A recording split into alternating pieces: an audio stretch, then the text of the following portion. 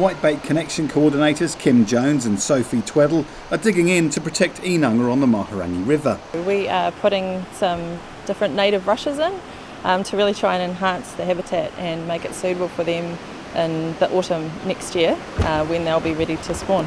Inanga are one of 5 species that make up whitebait, but they account for 90% of the total catch. They like to spawn where fresh and salt water collide, and the weir in Warkworth has created the ideal environment. We look for areas where the bank gradient is nice and low so that when the big spring high tide comes up, that water is going to totally immerse that stream bank, and then the fish can swim up there, wriggle around like crazy for a couple of hours and lay lots and lots of eggs along there. They then stay out of the water for about 4 weeks until the next big spring tide comes in, immerses them, and then they hatch and get swept out to sea. Whitebait Connection is a nationwide initiative that receives funding from the Ministry of Business, Innovation and Employment.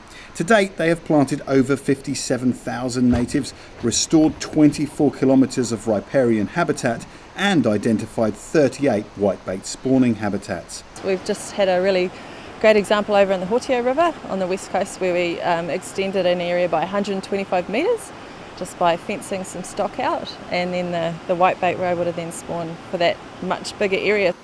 Whitebait Connection works with local schools, and Warkworth primary students have been involved in the project. They're actually the ones that came up with the idea to try and enhance this habitat and to also look at how we could improve fish passage for the adults upstream. So they're quite keen to do some fundraising and try and help contribute to get that happening. That means installing a fish ladder to replace the current trap and transfer system.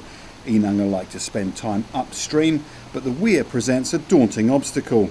They're trying to find an area not too far from the salt water because they know they have to come back here to lay their eggs, but they want to go up into the freshwater. They want to find a nice shady part of the stream with not too much flow because they're not great swimmers.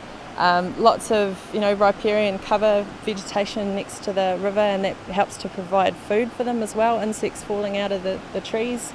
And they'll hang out there for about 6 months, and then in the autumn time they come back down to these areas and they spawn. The Conservation Initiative also helps to maintain our traditional whitebait fritter. If we do want to eat whitebait, that we can do so sustainably.